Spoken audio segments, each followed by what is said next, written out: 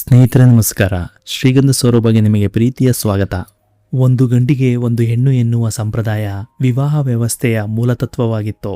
ಹಿಂದಿನ ಕಾಲದಲ್ಲಿ ಯಾರಿಗೆ ಯಾರು ವಿವಾಹವಾಗುತ್ತಾರೆ ಎನ್ನುವುದು ಮೊದಲೇ ನಿರ್ಧಾರವಾಗಿರುತ್ತದೆ ಎಂಬ ಪವಿತ್ರವಾದ ನಂಬಿಕೆ ಇತ್ತು. ಆದರೆ ಆಧುನಿಕ ಜೀವನ ಶೈಲಿಯಲ್ಲಿ ಈ ಸೂತ್ರವು ಬದಲಾಗುತ್ತಿದೆ.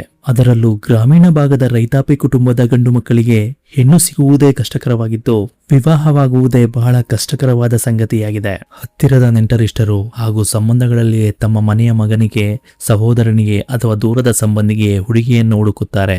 ನಂತರ ಎಲ್ಲೂ ಸಿಗದಿದ್ದಾಗ ಕೊನೆಯದಾಗಿ ದಲ್ಲಾಳಿಗಳು, ಏಜೆಂಟರುಗಳನ್ನು ಸಂಪರ್ಕಿಸುತ್ತಾರೆ. ಇದು ಮಾಮೂಲಿ.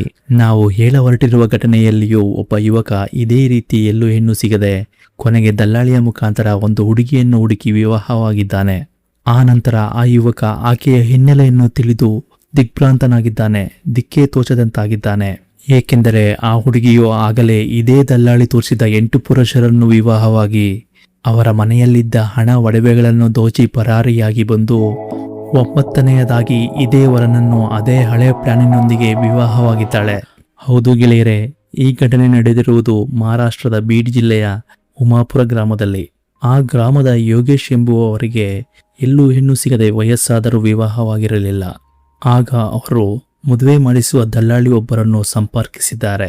ಆ ದಲ್ಲಾಳಿಯು ಮೋಸದ ಮದುವೆ ಮಾಡಿಸಿ ಚಿನ್ನ ಹಾಗೂ ಹಣವನ್ನು ದೋಚುವ ಮೋಸದ ಜಾಲದ ಸದಸ್ಯನಾಗಿದ್ದು, ಆಗಲೇ 8 ಜನರನ್ನು ವಿವಾಹವಾಗಿ ದುಡ್ಡು ಒಡವೆ ದೋಚಿ ಬಂದಿರುವ ಹುಡುಗಿಯನ್ನು ಮುಂದಿನ ಟಾರ್ಗೆಟ್ ಆಗಿ ಈತನನ್ನೇ ಮಾಡಿಕೊಂಡು ಮದುವೆ ಮಾಡಿಸಿದ್ದಾನೆ.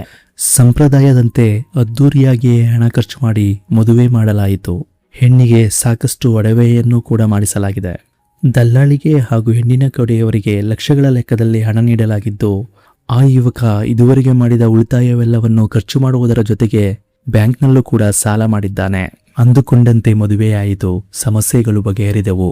ನೆಮ್ಮದಿಯಾಗಿ ಜೀವನ ಮಾಡೋಣ ಎಂದುಕೊಂಡಿದ್ದವರನಿಗೆ ಆಘಾತಕಾರಿ ಸನ್ನಿವೇಶ ಎದುರಾಯಿತು. ಮದುವೆಯಾದ ಸ್ವಲ್ಪ ದಿನದಲ್ಲೇ ಮದುವೆಯಾಗಿ ಬಂದಿದ್ದ ಕನ್ಯಾಮಣಿ ಮನೆಯಲ್ಲಿ ಯಾರೂ ಇಲ್ಲದ ಸಮಯದಲ್ಲಿ ಮನೆಯಲ್ಲಿದ್ದ ಹಣ ಹಾಗೂ ಒಡವೆಗಳೊಂದಿಗೆ ಪರಾರಿಯಾಗಿದ್ದಳು. ಈಗ ಮದುವೆಯಾದ ಹೊಸದರಲ್ಲಿ ಸಂತೋಷದಿಂದ ಇರಬೇಕಾದ ಯುವಕ ಆಕೆಯ ವಿರುದ್ಧ ಪೊಲೀಸ್ ಠಾಣೆಯಲ್ಲಿ ದೂರು ನೀಡಿದ್ದಾನೆ. ಆ ದೂರನ್ನು ಆಧರಿಸಿ ತನಿಖೆ ಮಾಡಿದ ಪೊಲೀಸರಿಗೆ ತನಿಖೆಯ ನಂತರ ಸುಳ್ಳು ವಿವಾಹ ಮಾಡಿಸಿ ಮನೆಯಲ್ಲಿದ್ದ ಸಂಪತ್ತನ್ನು ಲೂಟಿ ಮಾಡುತ್ತಿದ್ದ ಮೋಸದ ಜಾಲವೊಂದು ಬಯಲಾಗಿತ್ತು. ಆ ಗುಂಪಿನವರೆಲ್ಲರೂ ಸಿಕ್ಕಿಬಿದ್ದಿದ್ದಾರೆ. ಅವರು ಈಗ ಎಲ್ಲವನ್ನೂ ಬಾಯಿಬಿಟ್ಟಿದ್ದಾರೆ.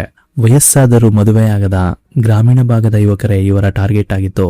ಅಂತಹವರಿಗೆ ಸುಳ್ಳಿನ ವಿವಾಹ ಮಾಡಿಸಿ ಮನೆಯಲ್ಲಿರುವ ಹಣ ಆಭರಣಗಳನ್ನು ಲೂಟಿ ಮಾಡುತ್ತಿದ್ದರಂತೆ. ಆದುದರಿಂದ ವಿವಾಹ ಮಾಡಿಕೊಳ್ಳುವಾಗ ಎಲ್ಲಾ ರೀತಿಯಲ್ಲೂ ಎಚ್ಚರದಿಂದ ಪರಿಶೀಲಿಸಿ ಗುರುತಿರುವ ಕಡೆ ವಿವಾಹವಾದರೆ ಆದಷ್ಟು ಒಳಿತು. ಈ ವಿಡಿಯೋ ನಿಮಗೆ ಇಷ್ಟವಾಗಿದ್ದಲ್ಲಿ ಲೈಕ್ ಮಾಡಿ, ನಿಮ್ಮ ಅಭಿಪ್ರಾಯವನ್ನು ಕಾಮೆಂಟ್ ಮಾಡಿ. ಹಾಗೆಯೇ ಶ್ರೀಗಂಧ ಸೌರಭ ಚಾನಲ್ ಅನ್ನು ಸಬ್ಸ್ಕ್ರೈಬ್ ಮಾಡಿ ಪ್ರೋತ್ಸಾಹಿಸಿ. ಮುಂದಿನ ವಿಡಿಯೋದೊಂದಿಗೆ ಭೇಟಿಯಾಗೋಣ. ನಮಸ್ಕಾರ.